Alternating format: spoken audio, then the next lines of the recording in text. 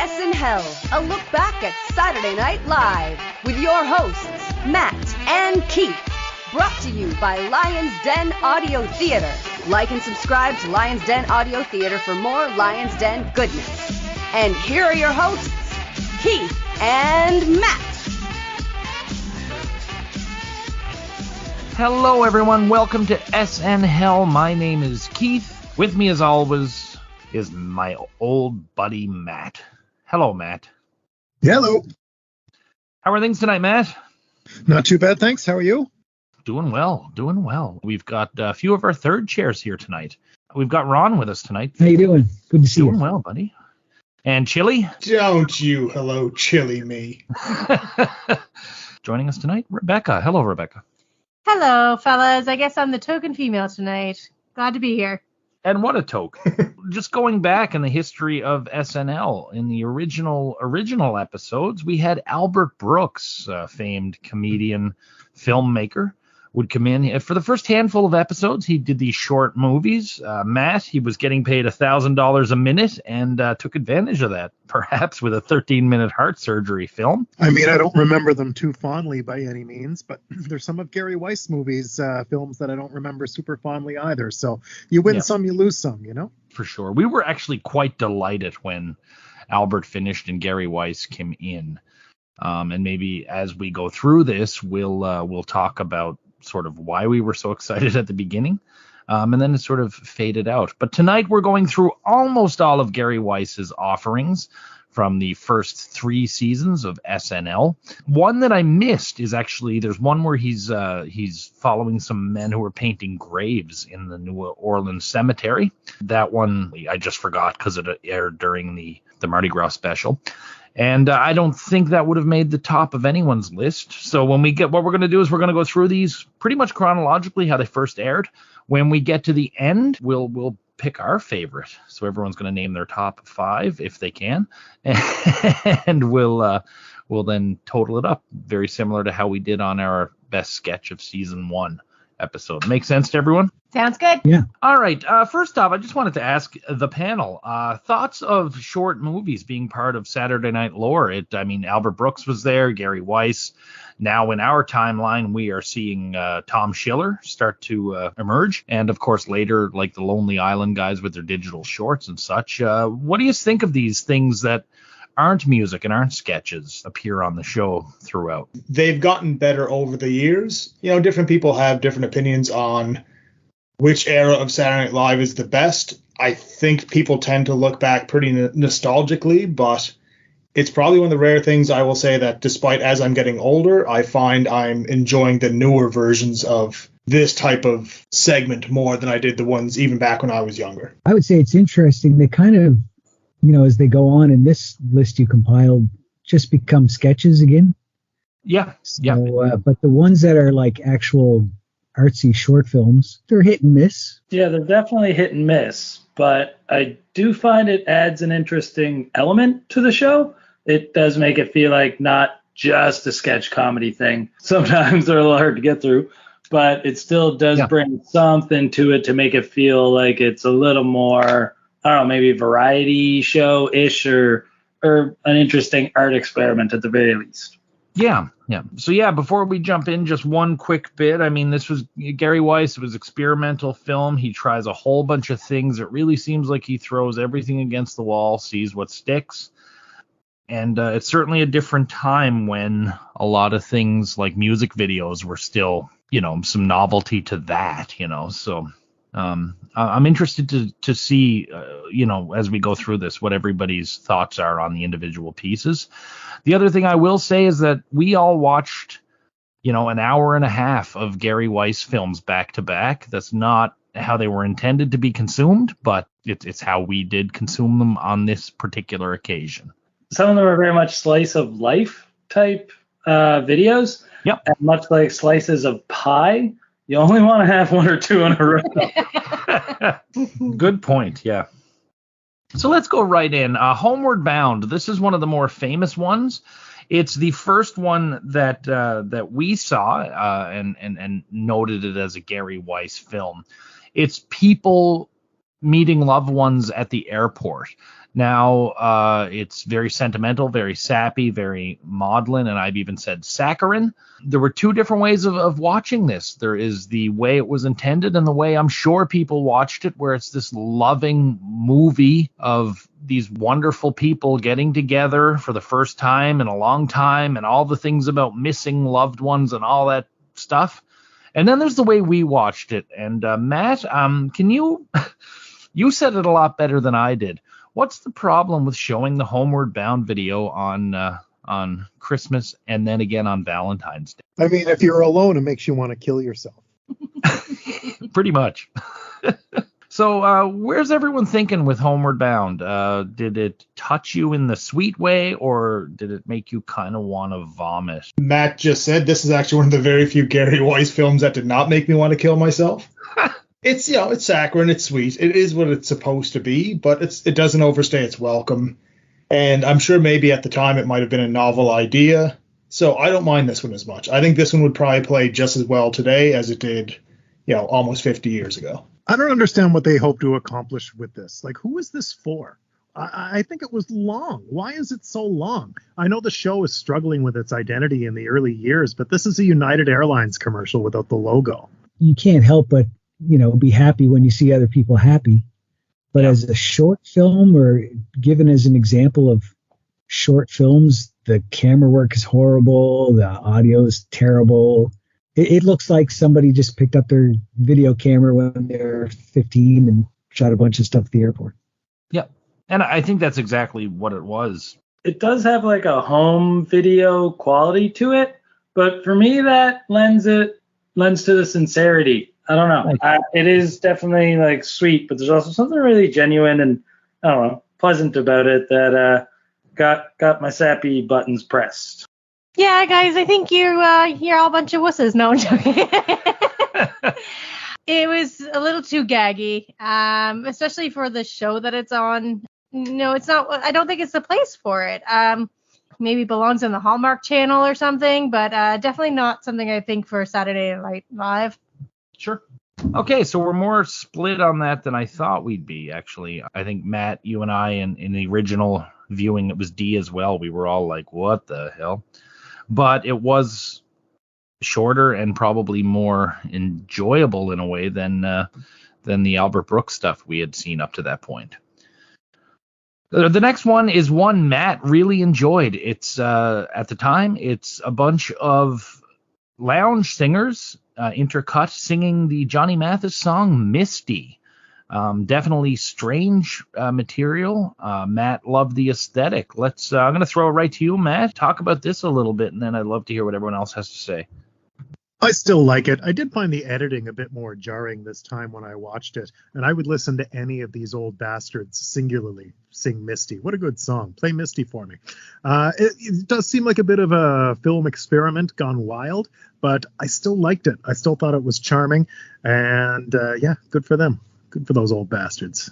I actually didn't like this one, but I would say, Play Misty for Me is a good movie. Probably came out around the same time as this.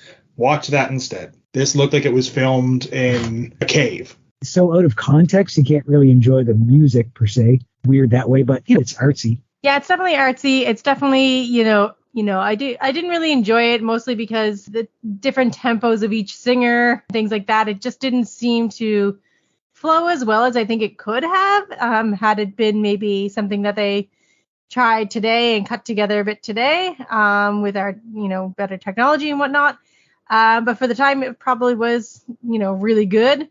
But I don't think it, stands the test of time for sure. And I just didn't really enjoy it that much. Yeah, it could definitely stand from going through some more modern editing techniques. That's for sure. But it did make me also want to be in a dark, smoke-filled room with a glass of whiskey listening to some old guy just fucking tickle some ivories. So I don't know. I didn't mind it too much. It was a little jarringly janky, but it did evoke a feeling, which is, I guess, what it's going for. So it did something. I was going to say it is an interesting snapshot of that world of lounge singing back in the 70s. Because I'd be hard pressed to go to any bar and find an old man sitting at a piano singing Misty today. Our next one is the funniest person in Irvington, New York. One of my favorites. Buck Henry is in Irvington, and he's going from person to person to try to find out who they think is the funniest person in town. They wind up settling on a lady who agrees that she is indeed the funniest person in town. Another slice of life one. This is the first one actually in this segment that is that. I really enjoyed this one. I thought it was pretty good, and honestly, you could probably go to any small town and ask the same question and come up with a whole bunch of different results. I really liked this one myself. Me too. That was Marie. Yes, Marie. She said she was the funniest. Great use of Buck, who was just excellent with people, even though he did look like, I wrote that he looks like a 70s swarthy pervert sometimes in his trench coat and glasses. I like how decidedly unfunny the chief was. He's like, nope, not me, not funny. That really got a big laugh out of me, ironically. Yeah, this one almost feels like it's ahead of its time. There's almost a meta joke running through it where everyone's just being so flat and normal. And it's like, so I hear you're the funniest guy in town. Oh, I don't know, maybe. I'd say well, though. No one's telling any jokes. No one's being funny. And there's something about that ends up being hilarious by the end of it. The only one I enjoyed would have been the police chief. Everything else, I kind of find it's, like you said, you could go to any, small town and ask this, but there just wasn't any jokes in this thing talking about the funniest guy in town, and none of them said Gary Weis. Yeah, Julie, I think you're right. It was all right. It was, funny, and I enjoyed that the woman at the end was like, yeah, totally, it's me. Nothing to be like, yeah, I'm hilarious. I tell jokes all the time. Like, there's no proof of anyone being at all funny for any of them. But I just love that the woman at the end was totally like, yeah, of course. Now the Paramount Novelty Store. We have a little old lady who runs a novelty store. The Paramount Novelty Store was still there actually or a version of it was still there when we first recorded this. Just your typical, I don't want to say granny, but I guess elderly lady going through and showing us things like whoopee cushions and the Polish mug and black soap and bloody soap. I loved this because of her. It wouldn't have worked if it was a 20-year-old guy. Her absolute whimsy at all this wacky stuff was awesome. Yeah, this is certainly one of my favorites and one of the ones that have stuck with me over the years. They called it a poo-poo cushion. Great seller, the poo-poo cushion. Fun at parties. Practical jokes. The salad this was awesome. The salad insects were great. Kind of reminded me of what was it called in our town, Keith? Big Boppers? Yeah, it was Big Boppers. Big Boppers. Yeah, charming old lady. She could get the laugh of the party, she said. Keith, you're right. When she's so whimsical that she's talking about how people, they'll get so frightened and excited over it. And when she says Polish jokes are so very popular, another good laugh. And holy shit, when they cut to her with the glasses and the stash on, it was my Matthew Ryan laugh of the night. Thank God I don't have access to this store. I would be the city's worst prop comic. Yeah, I'm a simple fella, and as the thousands, if they've been paying attention and keeping notes, the second I heard poo-poo cushion, I was sold. She had me right out of the gate. And her absolute delight in all these goofy little gags just sells the shit out of this for me. She's enthusiastic, but she's so flat and straight. Yeah. She's not a funny person. That's what made it such a gem. Yeah, she could be talking about yarn. Totally. Yeah. I found this one was actually a better version of the last sketch where it was almost like dealing with funny things in a not funny way, but she was much more entertaining, and it took place in one spot, and she was delightful, and she loved working at the joke shop, you can tell, but I don't think she herself is probably that funny, but that's what made it great. That's what made it work, yeah. I just couldn't get over how much stuff was crammed into there and how she found anything, because it just seemed to be a debacle of stuff all piled on top of each other. The only part I kind of got a little chuckle out of was here's the soap that turned your hands black, and here's the one that looks exact same, but it turns your hands bloody. Yeah. Our next one is two gentlemen who look remarkably alike, actually. There is a tailor and a plastic surgeon, and they're both commenting on the other's appearance and how they would improve it. This one was okay for me. I got a kick out of it. I really kind of like how the two men were strikingly similar in appearance. Yeah, I really enjoyed it. I thought it was funny that the plastic surgeon was going to tailor the face, and the tailor was going to cut up the suit. So, you know, a little role reversal. Yeah, I found they did look quite a bit alike, one with longer hair and balding, and the other one with shorter hair and balding. And the audience got a laugh out of when he said, "Here we have an attractive man," and you could hear the laughter in the background. Dude in the picture looks like a little bit like a bald Ted Bundy. I couldn't help but notice. And I really thought the pointer with the guy, the suit man with his giant pointer going over the suit was unintentionally funny. Same thing, though. I found it just kind of went on without too much jokes once you realize what the concept was and how it was, you know, the two men evaluating each other. I didn't find there was too much after that. It went on for another couple minutes. Yeah, to Matt's point, when the guy mentions that it's an attractive man and the audience starts laughing, then the camera pans out and you get your first look at the surgeon and he looks so similar to him. I had a pretty hard laugh at that. And the comically large pointer also got me a little bit, but it does go on a little too long. Like, the idea is there, it's executed, and then it just keeps going and going. I like this one. I thought it was a clever concept, and it's like if somebody handed me a camera and said, quick, come up with a short film for tonight's show, this is something I would do. Our next bit is just a very short one. It's a bunch of children doing the Pledge of Allegiance. It then cuts to Garrett as Reuben Hurricane Carter saying liberty and justice for all. This was just one of those things that was around when the hurricane was trying to be exonerated for the crimes. It's a political statement at a very heated political time. The sincerity in Garrett's delivery, though, and like the eye contact he makes and the tone of voice he takes, is a little bit of a gut punch. It gets you. It was good and it was short. Next one is another one I enjoyed immensely. It was on my top 10 for season 1. Taylor Mead and his cat. Taylor Mead, an old crony of Andy Warhol, poet, artist, various other things, hanging out with his cat that he found in the building. He gets him bombed on catnip. And I find Taylor Mead a very interesting, hilarious character. And him and his cat are just the way they sort of play off each other really works really well. So I really enjoyed this one. I think I said at the time, and I'll say it again here, but for the grace of God go I, if in 10, 15 years I am this man, not surprised. Although I would absolutely have my cat altered. He said his cat is unaltered. Catch them in the middle of a spray. You cut it down about 50%.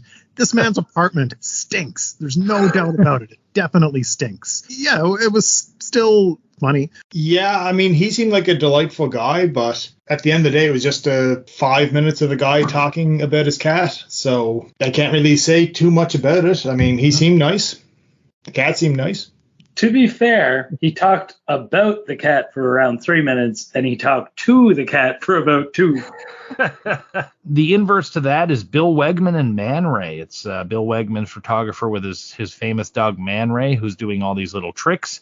This is one I remember Chili watched with us the first time through. I didn't particularly enjoy this one. Chili hated it. Matt was not huge on it either, so maybe you guys can kick it off, Chili and Matt. Nice shot of the World Trade Center.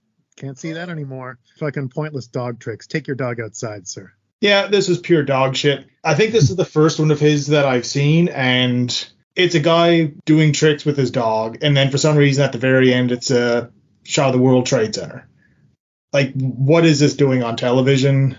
I like artsy stuff. I like experimental stuff. If it has some type of point or secret joke behind it, just watching bored-looking people doing kind of boring, average, mundane shit, like, oh, for fuck's sake. This is torture. I hate this. And particularly watching it right after the cat one, it's just like, oh, is this like a theme now, or what's going on here? It felt a little one note. And I don't know if anyone else felt this, but when he did the trick where he laid on the floor with a cookie in his mouth, You know, it was a little too long there. Like that went on too long with the dog just licking at his face. I don't know what that was all about. To paraphrase Artie Lang from Dirty Work, it's like, yeah, he's definitely fucking that dog, right?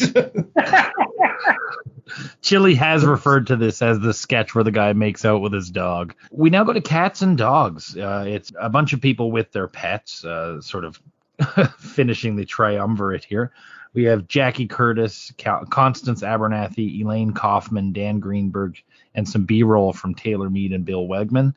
Just short bits about people talking about their animals. And I think the context here is people were less upfront about their closeness with their animals at the time. Which, you know, again, this was another one. It fell a little flat for me, though. A couple of bits. I liked Jackie Curtis and Dan Greenberg, and again, seeing Taylor Mead again. This feels like maybe one of those things that doesn't age super well looking back from modern day, because most people nowadays can't shut up about their cats or their dogs, and that's great. You know, pets are cool, but this, yeah, after the last two, especially, like I said, there's a couple of little laughs, like when the lady's talking about her lap dog. All it does is sit in my lap and pass wind, you know. I got a chuckle there, but I was very happy when this was over. How can you make videos about cute animals boring and stupid? These people did it. And like you said, we watched this 3 in a row. Like, I would say Weis probably had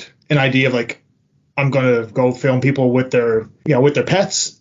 And, what's the name? Terry Mead, the guy with the cat. Like, he probably said, you know what, his whole thing is too good. I'll make it something separate. So watching this back to back to back probably made me more sick of this one than I would be. It's going to be a recurring theme, so I'll try not to repeat the same thing over and over again, but slice of life stuff is good if it looks like a life where you actually want to live it. So this wasn't the most offensive thing on the batch, but it was just bad placement in terms of how we watched it. I may have enjoyed it more on an actual episode. And Jackie Curtis, the subject of the third verse of Lou Reed's Wild Side. We're away from animals, although there is a dog in this named Dumpy. This one is called Garbage, and it follows some sanitation workers in New York. Really like this one. They all talk about different experiences they had. There's one guy who really likes to talk about all the dead bodies he's found. Great song. The Garbage song. Loved it. Wish it was Woody Guthrie. Nice. I will go look that up now. It's like talking about the dead bodies all casual. They start popping up around springtime. It's just casual 70s New York City things. I did like the guy that was like, well, depends on what's valuable to you when they were talking about shit they found. And I wrote that I am extremely skeptical that the reporter blew his own head off. Yeah. Oh, yeah. Yeah. That was a hit. You know what? This one was the first one that was actually interesting and actually had good camera work, like someone was out trying to make a short film instead of just running around with their home video camera. Yeah, this one was the first one I enjoyed, and it got me thinking, like, I'm sure there's gonna be a million examples I'm just missing, but I couldn't think of a single time seeing any type of media where a garbage man was the lead character. So it was just kind of cool to see into their real life. You'd like them getting their moment in the sun, eh, Chili? Yeah, and I would also definitely be the garbage man who always talks about all the dead bodies too. So my favorite bit from him was like, I thought I saw a leg in the harbor. No, it turned out to be an arm. There's no hand. It wasn't a floating piece of wood or something else. No, another piece of the body. Shocking. It was okay. Couldn't imagine working in that big pile of garbage. It must have stank. Still don't know why it's a part of SNL. I think I was on the episode when we did this, and as soon as I saw this starting, I actually got excited because I remember it quite well. Like, this stuck with me for some reason. There's something just about the grittiness and the genuine, and when they're talking about if they mind being called garbage men or not. Mm-hmm. I don't know, something about that, like, the sanitation engineer seems like too much, though. Something really charming, and it felt real. And yeah, the camera work does seem a little improved. But yeah, I really like this. As much as I've liked some of the ones that we've talked about already, this is the first one where I think I wanted a little more. Like, if it had gone another 2 or 3 minutes, I wouldn't have been bothered by that. I could listen to that dead body guy all day. We now go off to Raquel Welch dancing. That's all it is. Raquel Welch dancing in front of a white backdrop. Nice looking woman moving nicely. A lot of kicking going on, but my question is, why is it here? My complaint is definitely too long. And very repetitive in her movements. I think I'm certainly not a dancer. Heavy 70s porn vibes and heavy 70s porn music. And just like pornography, when you're finished with it, it just keeps going. Yeah, I kind of was getting the same vibes there, Matt. I just kept thinking, I wonder if this is the first time she's danced with clothes on. And as a person who enjoys dance numbers normally, I did not enjoy this one.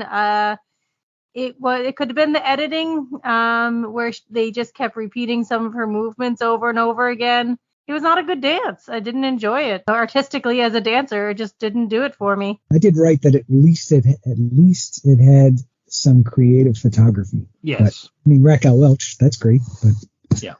Yeah, as a fan of Raquel Welch, I can look at her all day long. Beautiful woman, but I think even with this, I was on the episode where we watched this one, and it was just a weird episode anyway, because it was so much of, we've already seen so much of Raquel Welch, and then at the very end, it's just her doing a pretty repetitive dance, but it delivered as promised. She looked well, and I'm not a dancer, but she danced well. It just went on for too long, and yeah, can't really say anything about it from an artistic point of view. It's like she was in training for Rochelle.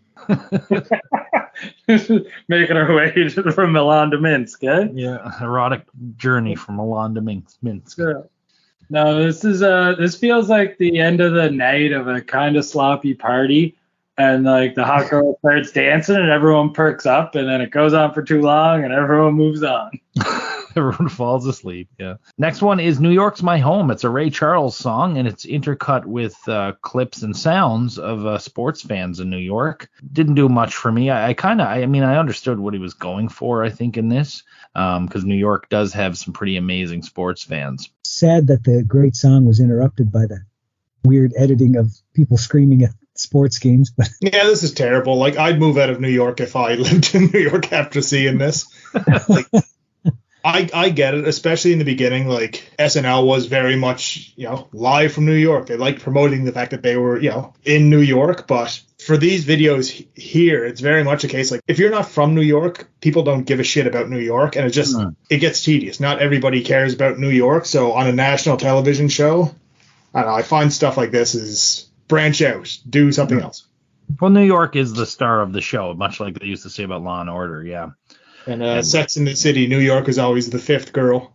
Yeah. The idea I get, and like maybe it could have worked as a skit, having a nice, pretty song about other places jarringly interrupted, but to just sit through the whole song like that and constantly having it got pretty grating by the end of it. They reused a lot of the same clips of yelling and all that too, so I think it was once again a case of, like, just they could have been trimmed down by half. And it'd be a good 30-second, maybe little ha-ha palate cleanser. Yeah. But they showed the same woman yelling the same thing several times over. And I just find he can get very lazy and repetitive. And this is one where I'm kind of shocked it made it on television. Yeah. We now go to Niagara Falls. We're intercut between a newly married couple and a couple of private investigators who investigate divorces. And this had a great idea. I don't know if it was maybe the individuals didn't grab me the way they probably could have or something. I don't know. There was something flat about that, but I really like the idea of this one, and I really like the look of it. I thought it was pretty interesting. It was one of the more ones that I found I could watch. Almost like a linear short film.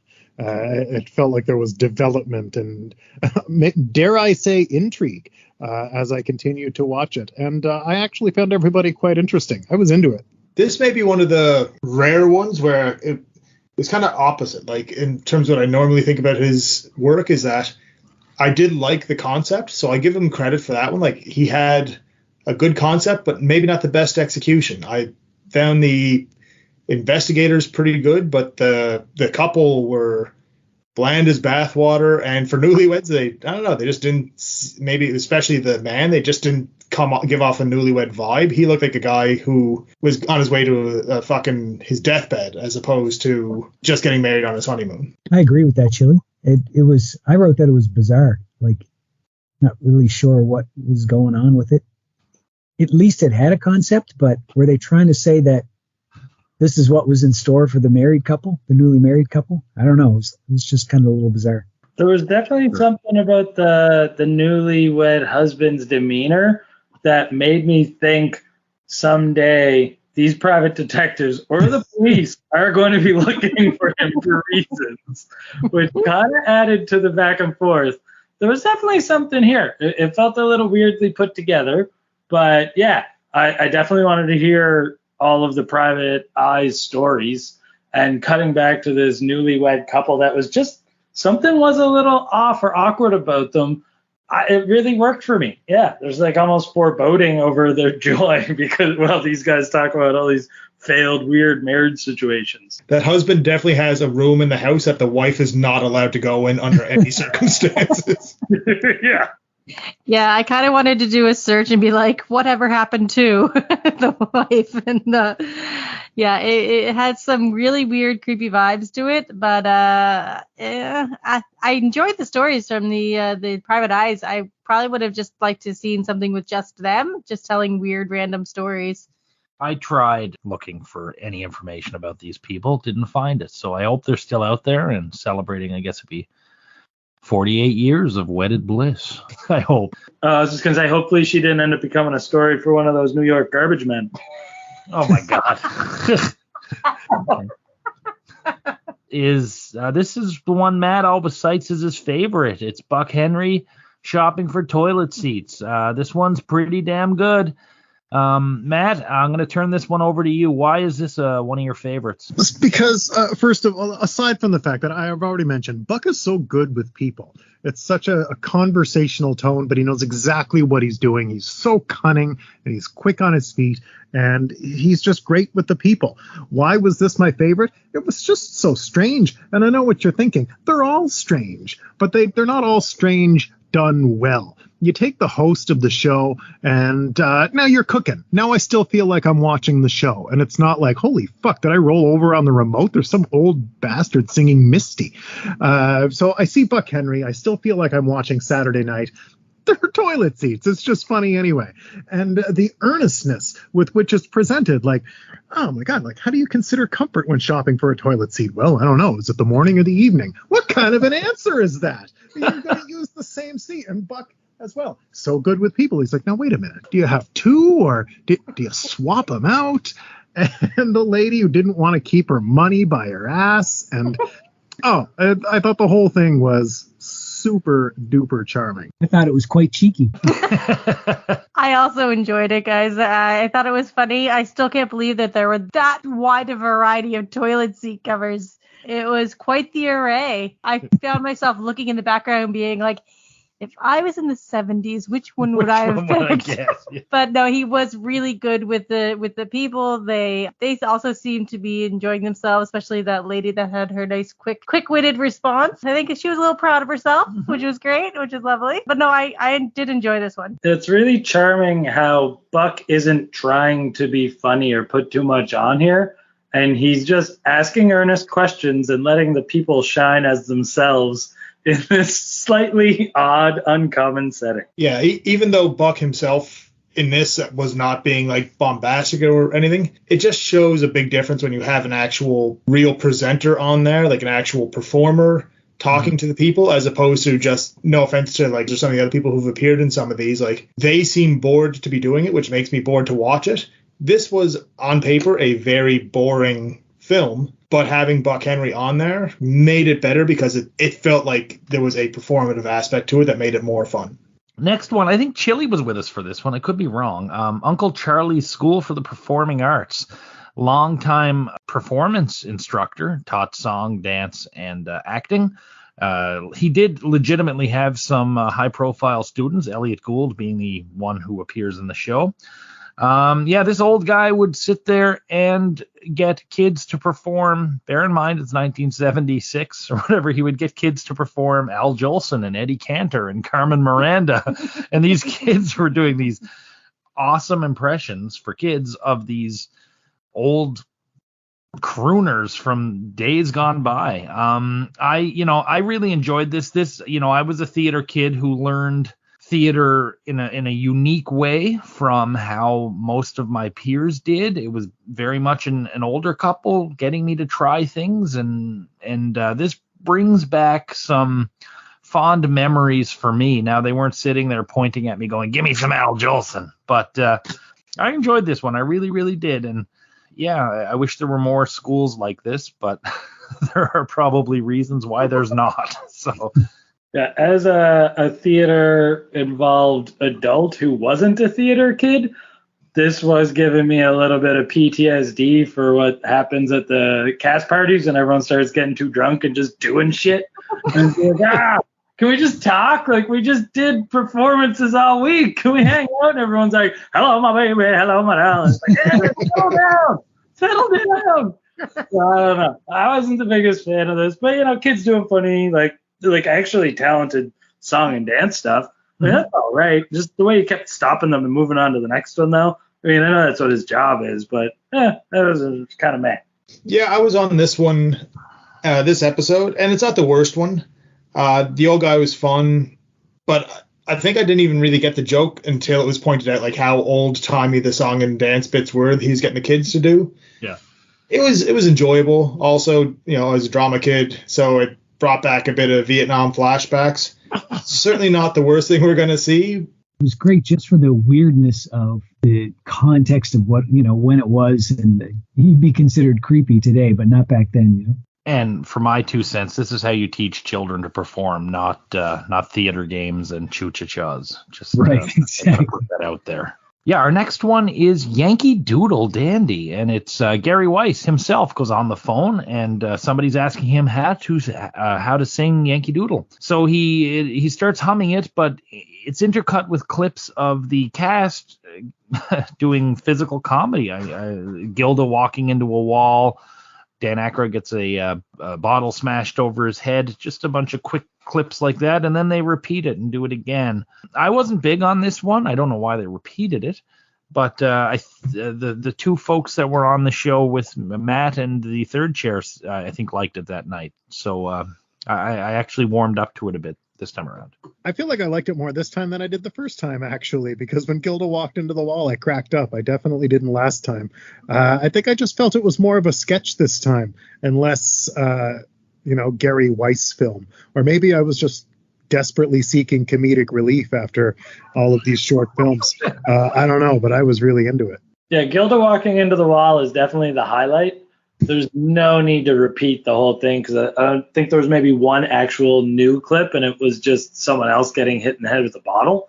So yeah, a little long-winded, but a couple chuckles. And yeah, Gilda walking into the wall was hilarious. The way Jane Curtin took the bottle over the head too, completely deadpan. We're now off to George Schultz's Pips. It's George Schultz, founder of Pips, which was actually a very prominent comedy club at the time, and definitely one of the first. He's just talking about his time as a comedy club owner, and then starts telling some stories, and then talks about some of his own personal quirks and tics that he's developed over the years. I enjoyed this one. Matt, you did not like George Schultz at all. Maybe as resident stand-up guy with our group, you certainly would know more than I would. Where are you sitting on Pips this time? I mean, let me clarify. I don't know anything. I know very little about anything. But I still absolutely didn't like it. I didn't find his stories funny. There's no razzmatazz, there's no zazzle. And then he starts talking about his various tics, which I don't know if he's real or if this is his act. But either way, terrible act. And if it's real, maybe lay off a little. Talk about your club or something. But you know what? I didn't like that either. So maybe just show me the tics. I don't know. I don't like it. I don't like the cut of his jib. I don't like the aesthetic of this sketch. I don't like that. I don't know whether he's just trying to be funny or not. I am uncomfortable. I don't like him. To open it up as being a guy who owns a comedy club in New York, you would think it would be a lot of, not that he himself needs to be a comedian, but you think it'd be a lot of quick stories that are funny. Instead, it was one really long story, not really long, but it felt really long. that was funny. It was a funny story, but told in an unfunny way, and then just talk about his tics while fishing. I was expecting a little bit more. Not that I expect much from these, obviously, if people haven't been able to tell by now, but I was disappointed by this. And for me to be disappointed by something I wasn't really looking forward to anyway is saying a lot. He's got to be trying to be funny. I'm assuming he must be trying to be funny, because nothing else makes sense to me. Because some people just wouldn't have these but when I'm fishing, it goes away. Well, that's fine. I maybe heard of that. But then there's too many circumstances with all these other tics. I think he's doing bad shtick with a fishing rod. He's watched so many Gary Weis films at this point. He's doing the bit where he's trying to be as Gary Weis film-like as he can be. He's actually hilarious off camera. No, he was actually known for being not particularly funny, but an amazing judge of talent. That's the one thing I've been able to read from a bunch of different people. He was not a good comedian at all, but they called him the ear because he was able to he could tell almost immediately if someone was going to be a star or not. You don't sound anything like me. You got it, kid. If he was trying to be funny, came across as just awkward. Maybe it's just something that has not aged as well, and maybe just somebody using the word retarded or whatever. But on TV back in the 70s might have been a cheaper laugh. Whereas I like to think for the most part people have kind of gotten past that. But I mean, I'm not even sure if that's the case. But there's got to be some reason this is on TV, and I'm having trouble thinking about what it could have been. We're now off to Autumn in New York, and it's Gary Weis. He starts talking about New York, and then various people start lip syncing to the song. And finally, we see a Gary Weis standing there with a rat head on, which I did laugh at the first time. But this is the first of 2 Autumn in New York shorts, and this is probably the better of the 2, but it's not really saying too much for me. I thought it was ass. ASS. Yeah, it's a little self-wanky about New York, and it has a little bit of he realized he was supposed to have a film ready for Saturday, and it's Thursday afternoon, and he hasn't thought of it. So he just went in, it's New York, people like this song, all right, cool. And yeah, it is ass. Agreed, Max. Thank you, Mark, and also thank you for I was just feeling a little frustrated having to relive it in my mind, but you're right. My problem is it is super wanky. It was just high school. If you gave a high school kid a camcorder, this is what they would do. They'd get their friends lip syncing something, and this is about 45 minutes in, and I honestly considered signing up to go fight in the Ukraine or something. This one and the last one back to back in the way we watched it. But even if I'm pretty sure you said, Keith, the way we watched it was in chronological order, correct? Yeah. There's clearly themes here, and so much of the themes, maybe the whole point is we're going to show how real people here are, but if the real people you're recording are not interesting, edit them out. This is just lip syncing to a song, and then for some reason, oh look, he's got a mouse on his head. It's not funny. I'm very surprised how any of this is. Who did he have naked pictures of to get on TV this many times? Even those naked pictures are probably boring and lame too, though. all the pictures were good concepts, but then just poorly executed. Yeah. Hey, when Keith and I were in high school and given a video camera, we made a French film about the devil stealing your hat. Yes, chapeau. Can we review that next time? Now we go to was that part of the Halloween episode, Buck Henry getting made up as a woman. So it's Buck Henry in drag. This was not funny, but I really liked the way it was shot. Buck Henry was all in, and really looked creepily female at the end. They whoever did his makeup did an excellent job. So yeah, this one I thought was really well shot, and again, Buck all in for a Gary Weis film. Yeah, I don't know if this is as engaging if it's not Buck, as has been noted previously, but the shots, the camera angles, the way it moves, the way it's put together is definitely a step up in the film work. And I forget, I was on this episode too. I forget who mentioned it, but it looks like he's cosplaying as B. Arthur by the end of it. Yes, that's what I said too. Yeah, we're going to go to like a Golden Girls theme party and win the prize for best costume because he spent money on professional makeup artists. But yes, at least it was somebody trying to make an short art film instead of just this weird running around with a camera. And no New York, guys. Well, and the beauty is at the end of it, he was just, he just looked like a woman. He didn't do anything funny or try to be. Yeah, like that's one thing. Oh, sorry. That's one thing that I liked about it. Like, I am a fan of like drag shows and all that. There's, I've got some friends who do it, and it is definitely, there is a real art to it. And I appreciate the fact that it wasn't played up for laughs. There wasn't some big, cheeky gay joke at the end. It was just like, this is him at the beginning. This is what the makeup artist can do, and this is how they can transform him. And I mean, I wouldn't go so far as to say he ended up being pretty at the end, but he did look very feminine. So, I like the fact that it was, for lack of a better term, played straight. He was absolutely transformed. I think sure it's like it's all played pretty straightforward, but my God, that, I don't know what you want to call it, the steel magnolias or the blue steel look he gives the camera at the end there, he is transformed. This is like James Gunn in Silence of the Lambs now. Like he's ready to go. He has become.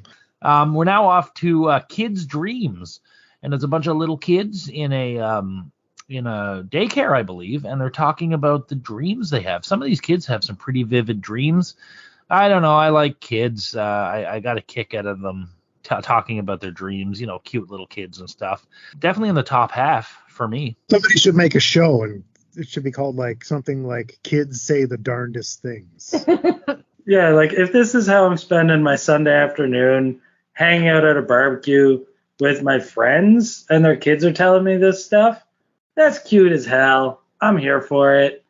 But in the middle of late Saturday night on my live sketch comedy cutting edge TV show, I don't know if this is the right place for this. I mean, this is cute. I have a child. Kids are cute, but on the other hand too, when you have your own kid, maybe it makes other people's kids maybe a little bit more palatable, but on the other hand, you just don't want to see them anyway. I'll listen to my own child. I also have children, and some of the kids reminded me a little bit of some of mine, and what they used to be like when they were little. It was cute. It was a little bit fun. I loved the little guy whispering in his teacher's ear, "I dream about you." Because I know I taught for a little while too as one of my careers, and kids do say random weird crap to you, and it can be funny at times, but this was just kind of cutesy, and I don't know if it goes with cutting edge and Saturday Night Live in the 70s. I'm not so sure. Speaking of not fitting in with Saturday Night Live, we now have Diane Nyad, professional swimmer and a swimming coach who swam around Staten Island, I believe. We said it at the time, and I'll say it again. I'm going to double down.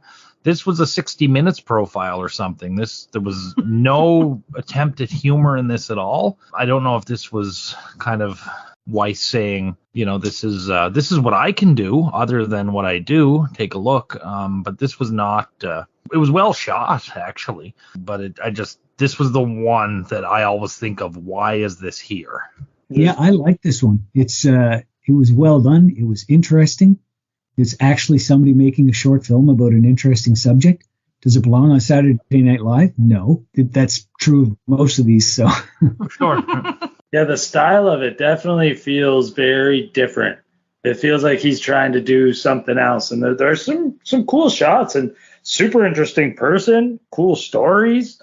But yeah, not really what I want to see on Saturday Night Live. Feels weird and out of place, and yeah, like very like sports journalisty. 30 for 30.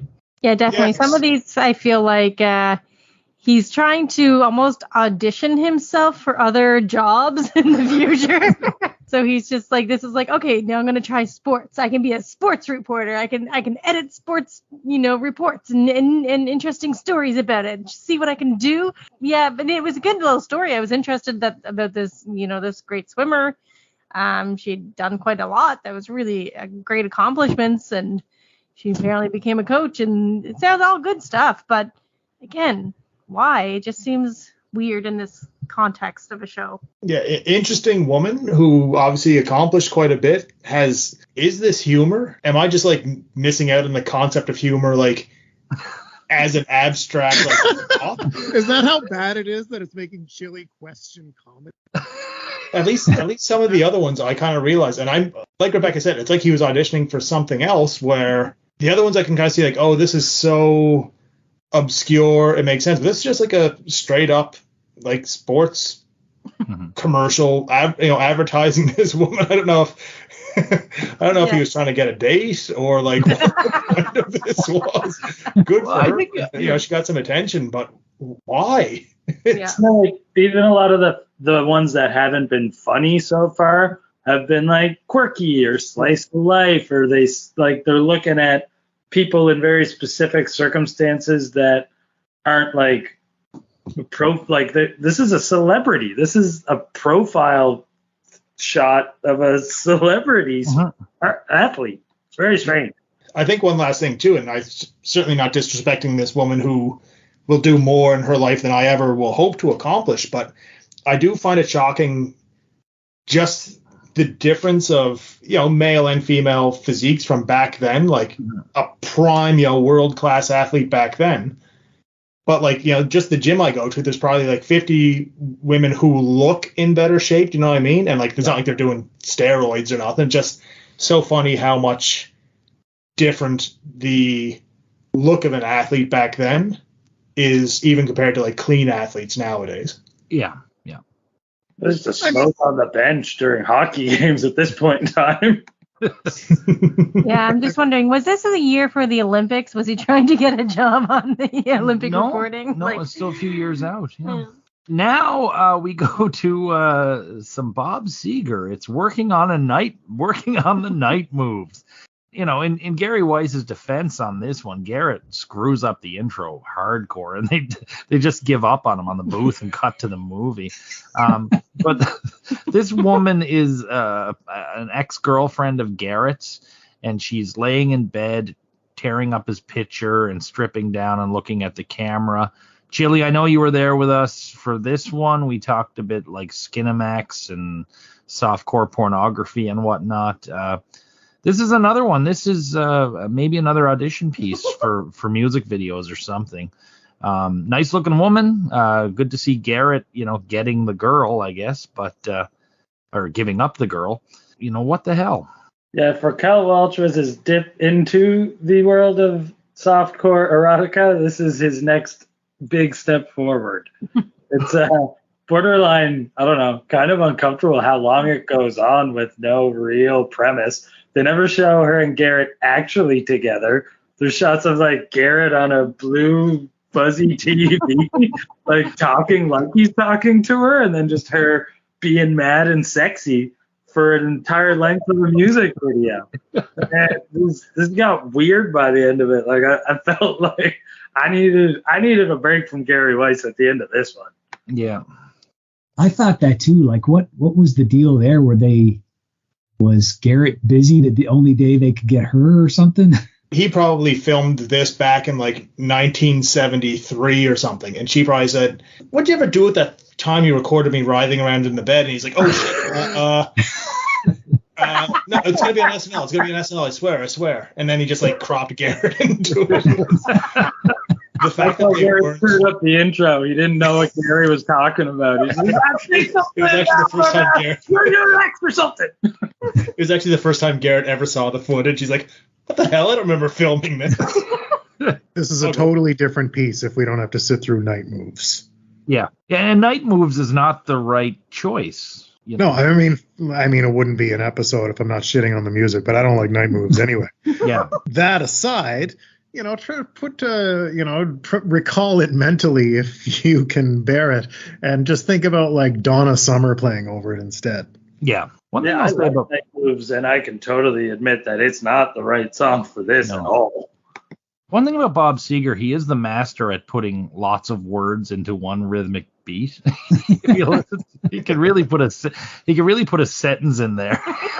Yeah. We now go to the Small World Terrarium. This is more like the Slice of Life, the Paramount novelty store. It's a couple that run a I said terrarium, but it's actually an exotic pet store. It's a bit about them and their reptiles. This one should have worked for me. It had all the right pieces, but they weren't there the way some of the other ones were. This is the old lady at the exotic shop meets all the people with their pets. Yeah. This one worked before. This one worked before. Maybe I'll slap them together. And yeah, it's just a little flat. Some of the pets are cool, and the relationship that the people who run the shop have with their pets is nice and interesting. But yeah, this is a little flat. That frog was neat. Yeah, I like the frog. There was just enough of the slice of life if there's not going to be a joke to it. The people seemed nice. I liked when she joked about, the frog wasn't for sale, but like there was no punchline. There's no proper ending to it. It was what it was. And I don't know if the concept of like exotic pets is less funny now, but I can't see how it was that funny then either. We now go to one that I really enjoyed the first time and really enjoyed the second time, despite missing a lot of the stuff that I like from these movies. But this is Buster Holmes's New Orleans restaurant, where you can get like beans and stuff for like 40 cents. I don't know. I really like this one. I like the man. I hope the place is still there, and I'd love to visit someday. Yeah, and the thought of getting a meal for like $1 is a really nice thought to me. It's probably days gone by, but I really enjoyed this one. If someone's offering you a meal for $1 in this day and age, don't trust the food. Yeah, really. But yeah, no, this is great. I want to eat there. I want to see this place. My favorite thing about this one too is like the guy's so genuine about like caring about people and taking care of them and feeding them that like while he's filming, he completely ignores the fact that he's being filmed on camera and just starts saying hi to people and asking them how their day is and just being himself. This is good stuff. I mean, I liked the people in it and the food looked good, but same thing. I mean, just because I like the people doesn't mean that it's belongs. There was still no jokes to it. There was no jokes, nothing funny about it. They seem nice. The food looked good, but same thing. I can't give it a pass after complaining about so many other sketches that just filmed people with no jokes. A bit of an advert, isn't it? Yeah, I guess so. Yeah.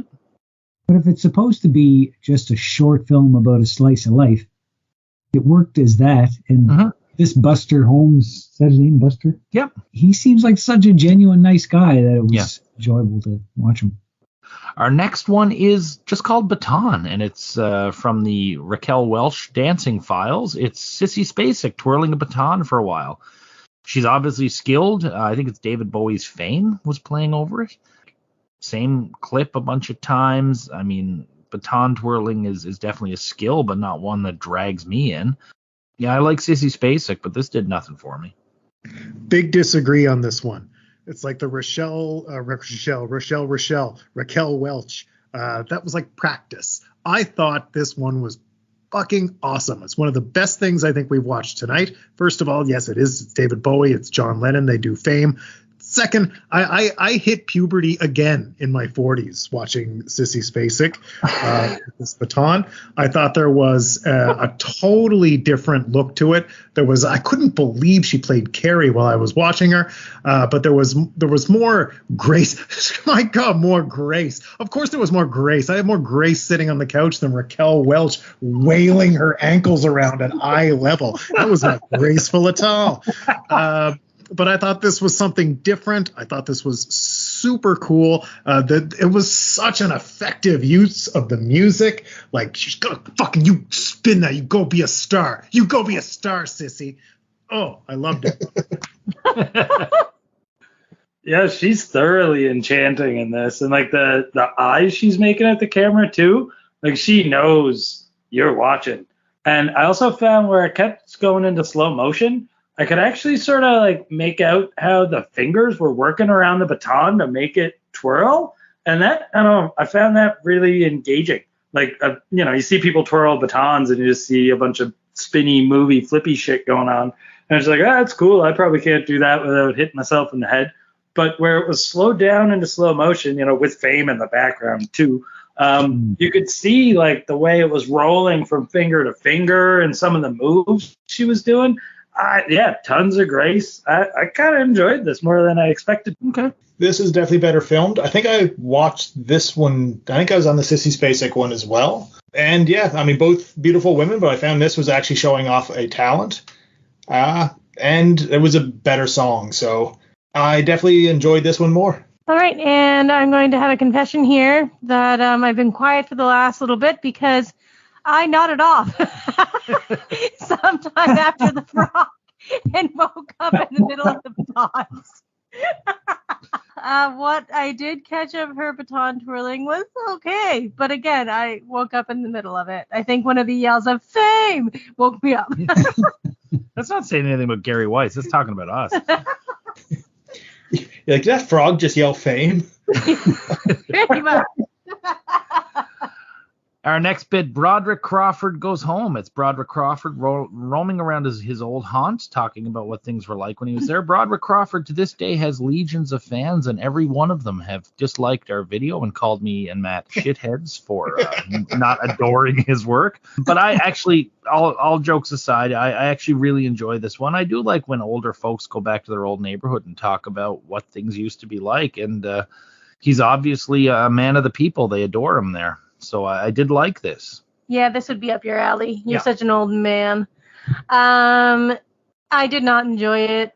Again, it's New York, you know. Oh, look at this. This used to be here. Oh, we're here now. If you're not from New York, I feel like it just does not resonate with you. It's not like, oh, yeah, I do remember that being this and that wasn't there and that, you know, the skyline looked different. You know, the only thing I thought was interesting was that as a kid, he used to sleep in Central Park. I was like, what? You know, yeah, sure, Mom, just going to go sleep in Central Park for the night. See you tomorrow. You know, we hardly let our kids out of our own yards these days, let alone, you know, sleeping in Central Park in New York City. I was on mute at the time, but huge pop for shitting on us online. That was...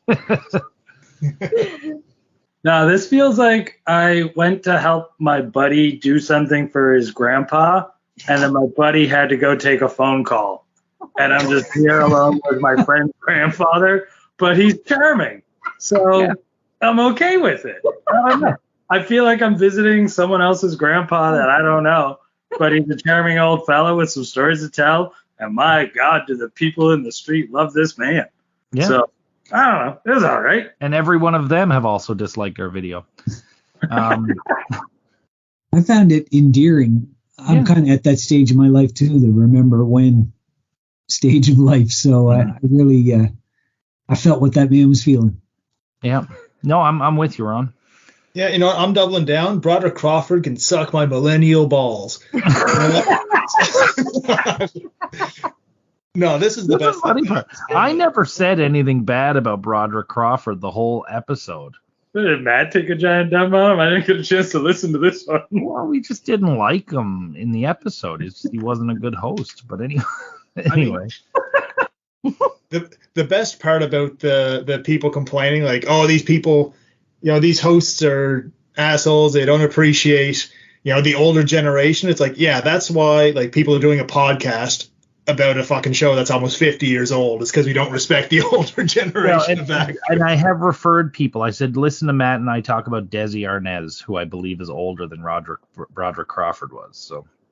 Yeah, but I mean, my actual review of this is like, this is nice to see. I enjoyed it more this time around than I did the first time, but this is also isolated watching it. He seems nice, but I do agree with Rebecca. It's still more of, hey, remember back when the pizza shop was over here and there was a dry cleaner over there? It's like, I mean, that's great, and he seemed to enjoy it. People liked him, but whatever, put some jokes in there. Yeah, that's when they wore onions on their belts. Which was the style at the time. It was the style at the time. The next one, I know Rebecca was with us for this episode. It's Jack Burns doing Rocky. Matt, Jack Burns, your robo-host. How did you feel seeing old Jack again? It's funny. Even the way he moves, it's like it's not quite, it's so uncanny. Jack Burns hails from the uncanny valley. Yeah. Just to fill you in, guys, Matt is fairly convinced that Jack Burns, who did the Rocky bit, was actually a robot programmed to host the show that night. Yeah, because he moves kind of funny, and there's something dead about his eyes. At least this one had a theme to it. Rocky would have been pretty new at the time, so maybe this is a parody that hasn't been done to death. I did like his little kitty cat punches; were pretty fun. And when he was hitting the salami too, so I didn't mind this one. It was a parody that in the last couple decades has been done to death by everything, but this wasn't bad. I didn't like the fact that they clearly use the same footage of him drinking the egg over and over again. Like, if you're going to do this sketch, the grossness is people watching you drink the egg. Drink a bunch of different eggs if you have to do it for the sketch. That's the only way you know that this isn't just a regular sketch and it's a Gary Weis film, though. He has to have some kind of repetition in there for you to know. It's either a Gary Weis film or a He-Man cartoon, like they have. This is the only one that actually elicited a laugh from me of all these. Rebecca, did it sit any better? You weren't big on Jack Burns. You were kind of annoyed by him. Yeah, I wasn't a big Jack Burns fan for sure. After I did actually enjoy this one a little more. I think because there was a bit of a purpose and you got it and you understood what he was trying to do. It did have some funny bits that were trying to be comedic. So there was some stuff there that has been missing throughout my whole evening up until this point. Mm-hmm. Still don't like Jack Burns. Okay. We have convinced the human they call Rebecca. Our next bit is Patti Smith. I will say that Matt was so happy to see Patti Smith back. Chili was so pissed off to hear what she was saying that I don't think we mentioned the neck brace at all when we were recording it. So this is just a quick bit with Patti Smith talking about her struggles or the youth. I didn't particularly enjoy this one. I'd love to hear Patti Smith talk about things other than strife, I guess. I don't know. I'm missing the whole point, but it's not all hideous out there, Patti. You just don't get punk rock, man.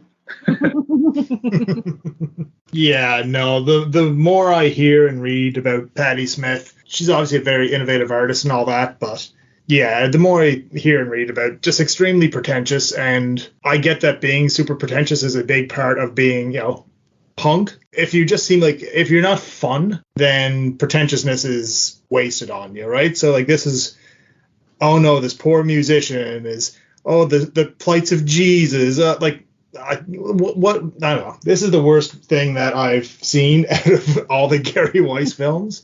Pure garbage. Everyone involved should be ashamed of themselves. I like Patti Smith. Oh, I like some of her. Don't get me wrong. If I hear a song and I don't ever have to, if Patti Smith just existed as an artist, I would like a lot more of her stuff. But just know, the more I hear about her, just get over yourself, right? Yeah. At the time, I think there was a little bit more need to kick against conformity than there is now. So this might not be something that ages super well in that regard. But I think being weird was a good way to get, stuffed in a jail cell or beat up back in the day. And so I do kind of see the need to get out there from that time frame. So this sits better with me than that. I like Patti Smith too. I only noticed the neck brace. I didn't know if it was a fashion choice or a function piece. The neck brace matched her cuffs on her sleeves, though, on her wrists. Yeah. So what was it, fashion thing or what was the deal? The next one is just a bunch of clips. Gary Weis didn't shoot them, but he edited them, which gets you director credit, I guess. Sport violence, just a bunch of things from sports at a very violent time in sport. Hockey in particular in the 70s was really rough and tumble. No, it was dumb. And it had all the subtlety of a hammer to the head. I'm just curious, is your cat unaltered? No, he's not. No, he's altered. No, he's altered. I'm sorry. Okay, good. Yeah, this feels like, again, a bit of audition work to either work at a sports broadcasting company or maybe for some work on a Don Cherry's Rock'em Sock'em video. I don't mind sports violence. I've watched some Don Cherry Rock'em Sock'em videos. They have their place and their time. If I'm 7 or 8 beers into the point of being stupid enough that people punching each other in the face is going to be enjoyable by me, it might as well be millionaires punching millionaires in the face. Our next one is Body Language, and this one is narrated by Eric Idle, and it has a very Python-esque theme to it. Bill Murray, Lorraine Newman meeting in the park is quite funny, and then various other examples of awkward body language. I really enjoyed this one. It's definitely one of the better ones. This feels kind of like cheating. This feels like Eric Idle had an idea for an outdoor sketch, and none of the other cameramen that work for SNL would go outside. So they just called up Gary Weis to shoot Eric Idle's sketch. This is not a Gary Weis film. This is an Eric Idle sketch that Gary Weis filmed for him. It's quite funny, and it is good, but nothing about this feels like Gary was actually involved. He's just the guy with the outdoor camera gear for me. Yeah, it's totally that's the weird realm these things get into. Are they short films or are they just sketches? Because these are sketches. We're starting to get into a few of them now where that was plainly just a sketch that they did outdoors. Basically shadow what Mark said. I have written down that clearly Gary Weis had nothing to do with this, but just lived in the area and owned a camera. Growing up, there was always the annoying kid that nobody liked, but he owned Goldie gear, so you'd always invite him out to play road hockey. That was this. This was not a Gary Weis film, which actually meant that it was funny. It had a plot. It had an ending to it. It had a punchline. There were actual performers in it. It was good. It belonged on television. I agree. It was a funny thing. The funniest thing I saw on this whole list of Gary Weis films, it was a good one. I chuckled. I smiled. I enjoyed it. We're now off to Autumn in New York again. This is the Madeline Kahn version. Just her roaming around town, singing Autumn in New York in a few different places. The sound, she's a great singer, but the sound did her no favors at all. I like Madeline Kahn, but this is not going on her highlight reel. Yeah, a charming and comedic lady trying to pull off a premise that doesn't really work, and the overuse of the little tuning harp thing as a joke gets a little grating by the end. It starts to feel almost like a Family Guy style joke. I really like Madeline Kahn too, but this felt kind of half-baked to me. And again, is it a short film? No. I assume his uncle owns some of the rights to Autumn in New York or something like that. This is bad. I really have nothing to say about it. It doesn't belong on television. By this point, this is drudgery. My one thought was, how much did they have to pay to use that digital billboard sign right at the end? Oh, yeah. Our next one is the 5 finalists from the Anyone Can Host contest. We get to see these folks a few times throughout their episode. This was a highlight where we really got to see all 5 sort of shine on their own. And, of course, they're accompanied by Buck. They're meeting him in his hotel room. A lot of this was not so much ad-lib, but they come up with a lot of this stuff themselves. And I thought this was really good. There were some really good moments. Everybody shined, I thought, and really showed the personality really well in this. In the context of the episode it aired, thought they were bang on. I really enjoyed this as well. I liked, I didn't, much more than the Anyone Can Host episode itself, I liked the lead up to it, the drama and the contestants. My favorites being the governor and the Vassar student. I don't know, it was fun. It's just funny trying to bribe Buck with sexual favors and rings, like he's running the show. I got a really good kick out of it. If Gary Weis is an anime character, this feels like his ultimate final form. There's elements of slice of life. There's elements of sketch. There's elements of it just sort of being a little like normal people being flat, but it works. And Buck Henry is in it selling the shit out of the whole thing. This feels like the pinnacle of what a Gary Weis film could be. And it's quite good. I really enjoy it. Buck sells the shit out of it. They're all very different in their own way. That works really well too. Like they all have a very different angle. And I think this is fantastic. Yeah, knowing this is part of the Anyone Can Host thing, I'm sure maybe Gary Weis wrote it, or is this just something where he once again just provided the camera and all the other people did the work? Yeah, I think he basically shot it and framed it and edited it, but the writing was all done by the folks themselves and Buck and a little bit of assistance from the writers. So I mean, this is the second one in a row, and it's almost like as we're getting not second one in a row. There was the Autumn in New York, but this one and the Eric Idle one, and even the one coming up next with Steve Martin, kind of seems a bit more like they may have said, you know what, Gary, we'll give you a few spots, but every once in a while, like, can you just film some of the stuff we want to do? Not surprisingly, this was a good one, but it also is one that did not feel like a quote-unquote Gary Weis film. Mm-hmm. Yeah, and that is the director's role a lot of the time too. So, you know, there's that part of it as well.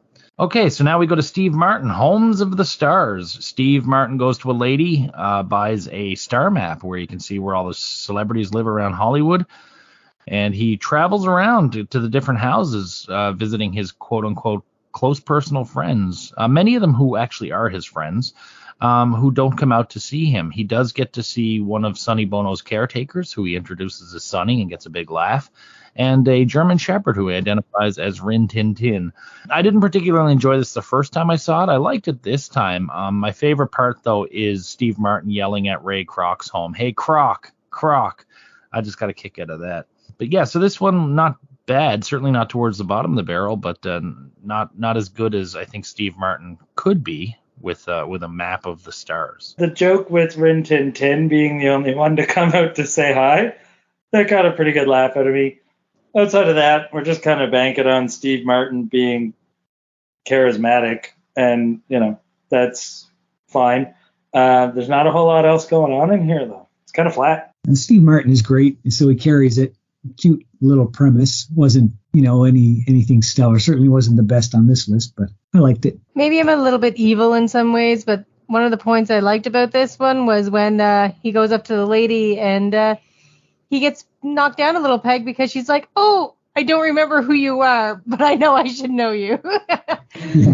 He's George Carlin. Yeah. But it was okay. It was better than some of the other things we've seen this evening, and I think it has potential, and maybe if this was something revisited, it could have been even better. The thing I found, I guess, was fascinating about this one is that Steve Martin's career is so much different from when he started to where he is now. Like, now he's like super selective about stuff he does, where he appears, whereas back then he literally is like, "Hey Steve, we're gonna get this guy to follow you around with the camera, you go and like yell at houses." Like, I don't think he'd be caught dead doing that now. And I do enjoy Steve Martin so much more now than like back in that point in time. And like, yeah, I don't know. This was just, I didn't find it funny. This is probably the least I've ever laughed at anything Steve Martin has done. And that's including like footage of him at like John Candy's funeral. Like, this was just. I was going to say 1994's AIDS epic the band played on. Yeah, it's like, yeah, it just wasn't funny. It felt kind of, I don't know, it kind of felt like desperate. And even at that point in time, Steve Martin was too big of a star to be doing this type of stuff. Sure. Our next bit divided the panel.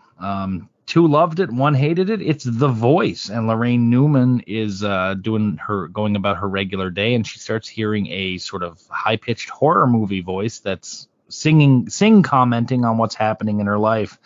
Again, this time through, I loved it. I thought it was hilarious. Valerie Bromfield is the singer in it. Yeah, Matt, you really liked it. I mean, we always think of Lorraine as the scream queen that never was, and I think we got to see that perfectly here. That's exactly what I thought when I watched it. What robbery has been committed upon us? It should have been. She's so good at it, and I still liked it. I liked it again. Boo. No, guys, I still did not like it. At one point, I finally was like, nope, I got to get to the end of this. And I fast forwarded. No, I still didn't like it. It's not for me again. Sorry. I thought it was a clever little joke and played out well. Yeah, it was good to see Lorraine used pretty prominently in something. You know, Lorraine's my adult crush. I didn't like her as a kid, but as we do this show, I'm like, I like Lorraine more and more and more. She had great facial expressions in this, as usual. You know, the end joke punchline wasn't fantastic, but even some of the stuff that the crazy voice was saying during it made me chuckle. So I like this one. This was definitely in the higher range for me. Yeah, Lorraine really sells the descent into madness so well. And you're totally right that we missed out on a golden age of horror films starring this woman.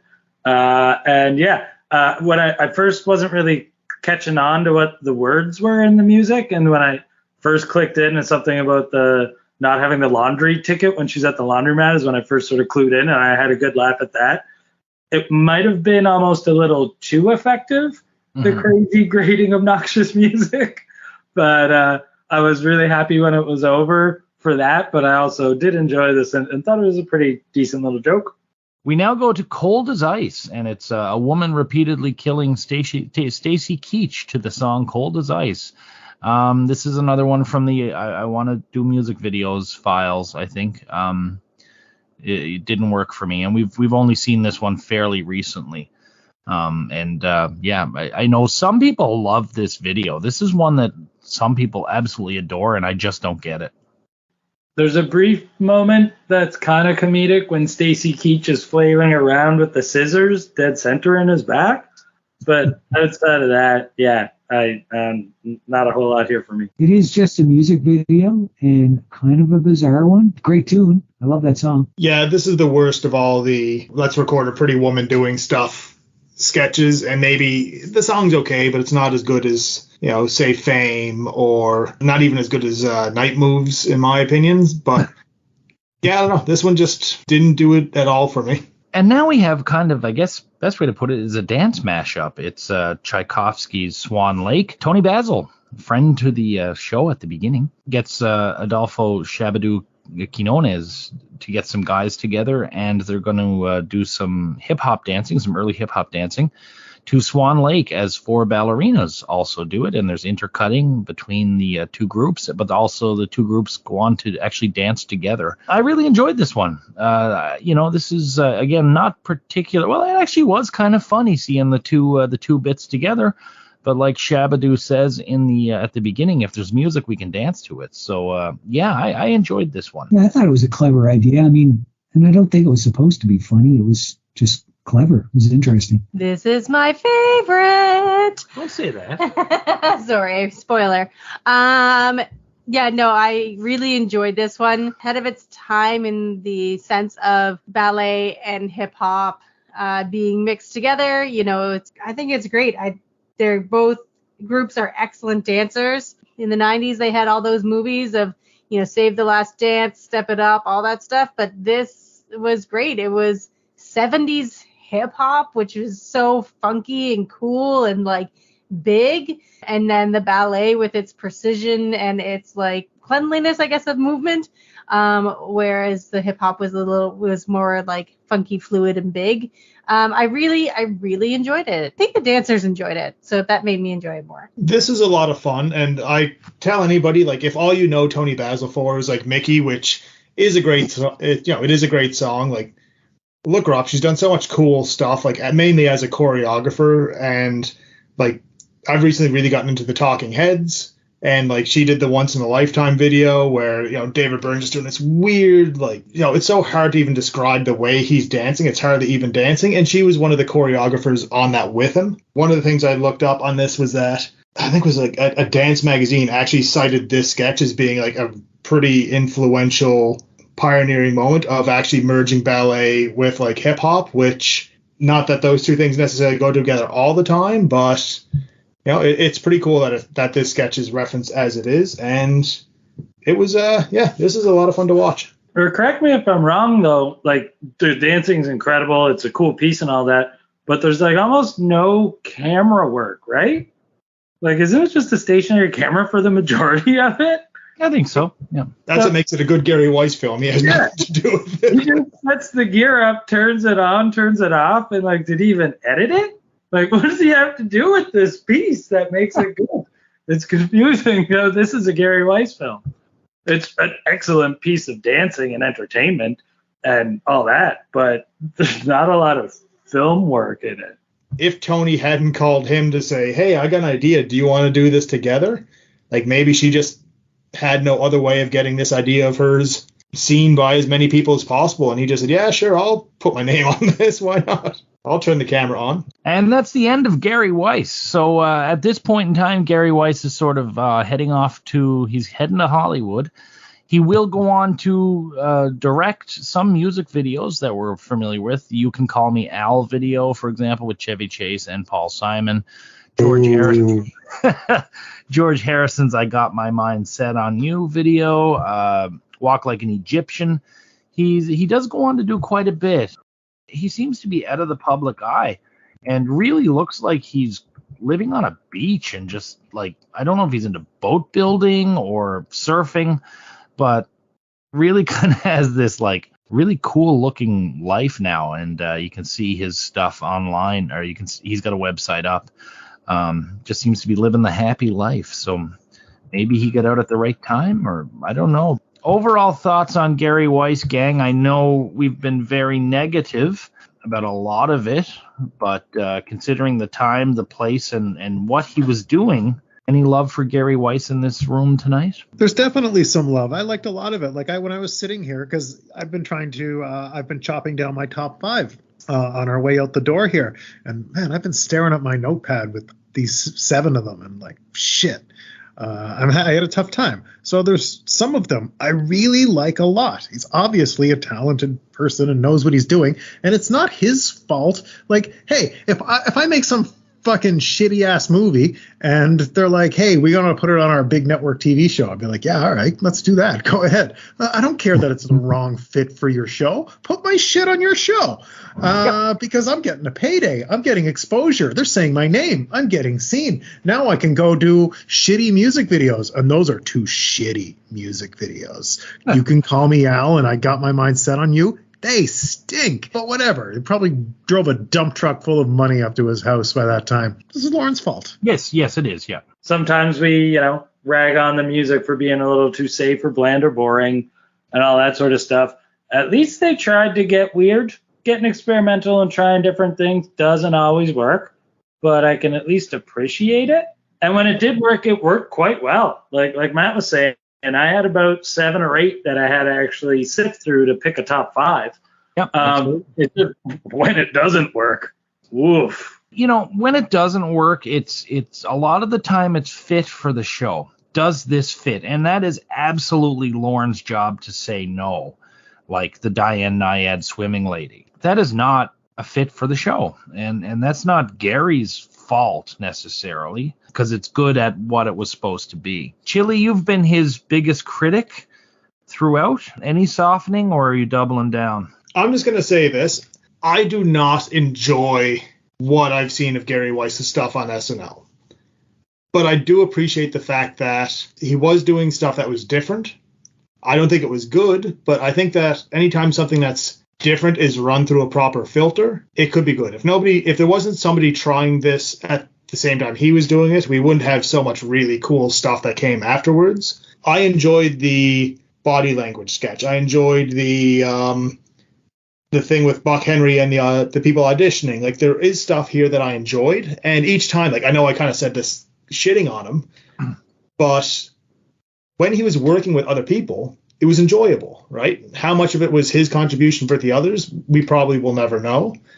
Mm-hmm. But having somebody who's willing to try different stuff with a proper filter is good. And that's, like you said, it's Lauren's fault. I don't blame Gary for doing things. And to be honest with you, I think a lot of the stuff was kind of lazy. But that's the job for whoever's putting it on TV to say, I can't believe you brought this to me and this is all you have. Like, we're paying you to do this, and you show up with a guy doing fucking dog tricks. Yeah. But when you have somebody like Eric Idle who wants to work with him, that sketch was good. It was well shot. Even things like the Sissy Spacek, it was Sissy Spacek twirling a baton for whatever it was, 2 minutes, and I found that very watchable. So he does have some talent, and I like that he tried different things. But I'd be happy to not see another Gary Weis thing again. But unlike Matt, I also liked some of the music videos he did. So he has some talent. He just needs a filter. So is there a star of the night? I mean, Gary Weis is the obvious choice, but there's some things that didn't work for us. Is there anything in there that really stands out as somebody being strong? I think we do have a clear star of the night. Me too, and it's Buck Henry. Yeah, I agree. I think Buck Henry lifted everything that he was in. I do. I agree with that. Yeah, I agree. So let's figure out what our favorite Gary Weis film is. Hopefully we don't wind up with a tie, but if we do, such is life. So I'm going to start with Ron. Can you give us your fifth favorite, your number 5? Well, this is where I really run into trouble with this, because how am I judging them? If they're standalone short films, that's one way to look at them. Are they supposed to be sketches for the comedy show? Are they breaks in the comedy of the show? Or are they just standalone pieces? And like Matt said, it's not his fault that they decided to put them in a sketch comedy show. So I was really torn about how to judge them. And I think I lean more towards completely out of context of the show, just how are they as films. Yep. I think for my number 5, I'm going to go with Buster and his soul food restaurant in New Orleans. Chili? Okay, for my number 5, I am going with the Sissy Spacek baton twirling. Sissy Spacek's known for being an actress. Now I don't even know if she's known for being a dancer, and this is just a cool thing to see her doing something different and being very good at it. And it was the best music of all those videos, too. Mark, number 5? For me, when I'm looking at this, I'm thinking Gary Weis films, not things Gary Weis filmed.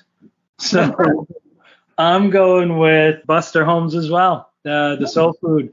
That feels like just a pleasant, nice little slice of life. I want to be there. Becca? The garbage, I think. Mm-hmm. Yeah, I think the garbage men or the sanitation engineers, those good fellas, I think that would be my number 5. Matthew? Matthew's number 5 pick, Lorraine Newman's Descent into Madness. The Voice. And oddly enough, Matthew, that was my number 5 as well. Really enjoyed it. We rarely agree on things, and yet here we are. Thank you, Gary Weis, for bringing Matt and I together. Honestly, like I don't, and I try not to. Don't get me wrong, this wasn't without its comedic charm, but I don't. I learned a long time ago. I don't watch these with the intention that I should be laughing. I check that at the door, the intention to laugh, and I just let it happen. And I was just so, I'm nuts about these horror movies, and I just thought Lorraine Newman was so damn good. I had to bring it. Number 4, Ron? I'm going to go with that Taylor versus the plastic surgeon one. I just thought that was kind of a clever, twisty idea. Yeah, it's one I always sleep on, but I enjoyed it when I watched it. Chili? My number 4 is the Novelty Shop Lady. It was the slice of life with the least boring person in it. Rebecca, number 4. I think the funniest person investigation. Funniest person in Irvington? Yes, in Irvington, and yeah, that one. A bit about pass the buck kind of thing, which I found a little bit funny. I enjoyed it. Mark, number 4. I'm going to go with Buck in the toilet seat shop. Buck's great. Some fun setting, quirky, weird. Everyone's just like being earnest. It's a good time. Matthew, number 4. Hey, Rebecca, Joe Brock's down there. Funniest man in town. Go see him. That was my number 4 as well. And my number 4 was actually Body Language. It did sort of lose a couple points because I do think you guys are right about it being an Eric Idle thing with Gary Weis as the minor partner, but he was still there, and it was a good piece. Number 3, Ron? I'm going to go with the Garbage Man. As a short film, it was actually interesting, had its funny parts, really showed characters, and had great photography in it. There was one shot in particular with the light rays coming through the garbage falling down. Chili? Buck Henry and the potential guest hosts. It had a bit of a actual point to it, and it was probably the best of the Buck Henry, and he was good all night. Rebecca? Find your new toilet seat because it just, they wear out, obviously. Mark? I'm going to take myself on down to the shop and pick up a poo-poo cushion and some fake bugs to stick in my friend's salads. Because that lady's my number 3 pick. Cushion. I was thinking he meant toilet seat there for a second. Matt? Buck transforms. I really think that there is, first of all, the craftsmanship that is used to transform Buck is remarkable, even though it's not that simple, guys. I don't mean to be like Charlie at the whiteboard, but there's a lot of interesting things happening here that I think you notice. I think he puffs his lips out a little. I think he bats his eyes a little. This is a transformation, and it was delicate, and it's so subtle. But my God, when they do those few takes of Buck turning at the end, I was sold. B. Arthur tribute show. My number 3 is funniest person in Irvington. I really liked it. I wish there was more like that, and I just love small town folk doing small town stuff, and Buck really brought it there. Number 2, Ron. Just as a film, I am going to go with Diana the Swimmer and that whole bit about her career. I thought it was interesting and also well shot. I can't disagree with that. Yeah, that it was definitely a good story to tell, and they told it well. Chili? Eric Idle's body language. I actually do think this was the best thing I watched by far. Out of everything, it had an actual ending. It tried to be funny. It had a theme. It had jokes, but it doesn't quite get points to put it at number 1 because I do not feel Gary Weis had enough of a hand in this where I can give it the number 1 spot, because I think he was just basically the guy who recorded it. Definitely heavy Python vibe to it for sure. Rebecca, number 2. It is also body language for me. Feels more like a sketch, which I enjoyed, but it's listed under a Gary Weis film, so Gary Weis film it is. That's my number 2. Mark? I got to go with Buck interviewing the potential hosts. While it does feel like maybe less of a Gary Weis thing, there's some really nice quick close-ups to Buck's reactions to some of the stuff they're doing. There's still some interesting camera work, and everybody has their little moment. It's quick, it's tight, everyone's got a thing, and I had a lot of fun with it. And a lot of the sins of that, I think, are hidden in the editing. You can see that on the screen, that it did take, the close-ups on Buck, I'm sure, to cover a ton of shit that got cut out, Oh yeah, all those noobs trying to figure out how to work. There's definitely some masterful editing work done to pull that off and make them all look better. Yeah, absolutely. Matthew, number 2. My number 2 selection is Buck at the toilet seat store or section. Because of I love how he talks to the people, and there was ones that I just found more interesting this time. One in particular, and I don't know, maybe it's just my nostalgia, because the toilet seat store is the first one that really popped me when we were watching these films. So maybe I see it through rose-colored glasses a little. But yeah, I really like it. Well done. Yeah. Toilet seats in number 2, that fits. My number 2 was the Paramount novelty store. That woman was so bloody charming. I miss stores like this. I miss sales folk like this. Number 1, I'm going to give mine first because I think it's totally out of the running. I don't know why this one speaks to me, but Taylor Mead and His Cat is still my favorite Gary Weis film. I have no idea why, other than Taylor Mead being super charming. I am a cat lover. I've kind of gotten interested into some of the things Taylor Mead has done. He was a Warhol hanger-on, and not hanger-on, that's not fair. Just led a very interesting life, and I really enjoyed Taylor Mead and His Cat. So the rest of you is, let's go to Ron. Ron, what was your favorite Gary Weis film? So hard to choose. And I mean, if you asked me this again next week, I'd probably choose completely different. But I'm going to go with the Rocky parody. It's the one that actually made me laugh out loud. And nice. I don't like that because then it's just another sketch. And I think they should be about making arts for films. But anyway, it just worked for me today, and that's in defense of that choice, though, Ron, they couldn't have done that one on a stage. That had to be filmed. You know what I mean? Yeah, for sure. Chili, what was your favorite Gary Weis film? My favorite Gary Weis film was The Garbage Men. They seem like nice enough guys. It is, like I said, it is a profession that is rarely not just used as a punchline. So I wouldn't go so far as to say it had heart, like let's say the airport meetings one or whatever. So it wasn't schmaltzy, but it was just nice to see different points of view. There were some funny parts in it. And even though I didn't laugh or even enjoy it as much as Eric Idle body language one, it is definitely a Gary Weis film, and it is the best of what a Gary Weis film could be. Rebecca, what was your favorite? He asked her knowingly. Yeah, it's my ballet hip hop. Yeah, Tchaikovsky. Yep. So Gary Weis goes out on a high note for you. Oh, it does, yes. Mark, what was your favorite? So this is really tough, and you might notice my list is missing some of the most entertaining things, such as Eric Idle body language and the Tchaikovsky dance. But I'm going for what is a good Gary Weis film, and when I think of that, I think New York, I think Slice of Life, I think maybe tries to tell a story, maybe doesn't quite get there, and nothing beats The Garbage Man for that. I'm with you, Chili. It is the pinnacle of what I think of when I think of Gary Weis. Got ourselves a pretty tight race here. What's number one for you, my friend? Yeah, it's not. I mean, somebody mentioned it, but it's certainly nobody else's number one. But my favorite of the evening was Baton, aka Sissy SpaceX Fame. I thought it was the artsy shit he kept trying to do, distilled correctly and perfectly, and with the perfect actress to do it. I thought it was flawless.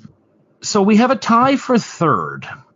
And just looking at these, there's obviously a trend here. We do seem to like Gary Weis when he's doing stuff where people are talking to, but mainly Buck Henry is out talking to people. So our top four, I suppose, with a tie for third place. Tied for third with 9 points, we have Toilet Seats and Paramount Novelty. Are we happy with that? Yes. They both deserve to be on the list, so even if they're squeezing in together, I'm happy about that. Don't say squeezing in toilet seats. It's just a poopy cushion. Don't worry about it. Number two is body language. Are we content with that being number two? I'm not super content with it. I think it's wildly different than the rest of them, and it kind of holds up to the point that it's that maybe this was a bit too more, very much collaborating, but also whatever. It's certainly the best of everything we looked at, I think. It might be the most entertaining thing and the funniest thing that we watched all day today, but it does feel a little bit like cheating, like someone got their older brother to help them with their homework. Number one, I think we all liked this, with 14 points, is Garbage. I'm very happy with that choice, though it wasn't on my top five at all. Yeah, that was my number one, so I think that definitely is a good spot for it. Agreed. Gary Weis at his Gary Weisiest. Great choice. I think the lesson I'm learning here is that if Buck Henry is in your Gary Weis film, you're going to get at least 1 point and finish in the top 10. So Yeah, it goes to the whole experimental, when it works well, it works really well, and when it doesn't, it really doesn't thing. Yeah, that's right. Henry is the safety. So that's where we're at. Garbage is the best Gary Weis film to air in Saturday Night Live in the first 3 seasons. Sadly, we do say goodbye to Gary Weis. So thanks very much. This was a lot of work for some of us to go through all this Gary Weis stuff, and our recording here is taking a little longer than it usually does, but I certainly had a lot of fun talking about it and getting everybody's thoughts. Looking forward very much to starting up season 4. You'll all be joining us for that. I'm ready. I'm excited. So Rebecca, Ron, Mark, Chili, thank you for joining us tonight. I do think it's kind of funny, and no disrespect to Gary Weis. I've been a little hard on him. I'm glad he did what he did, even if I didn't like all the results. And it is a little fitting, though, that the best Gary Weis film is still Garbage. Well done, Chili. Well done. Thanks, everyone. Thanks, guys. Yeah, Thanks, guys. a lot. So Matt and I will be back very soon with our best of episodes and our stats episodes. And then we're jumping on to season 4. But until then, we'll be ripping up pictures of Garrett as we listen to the sweet sounds of Bob Seger here in SNHell.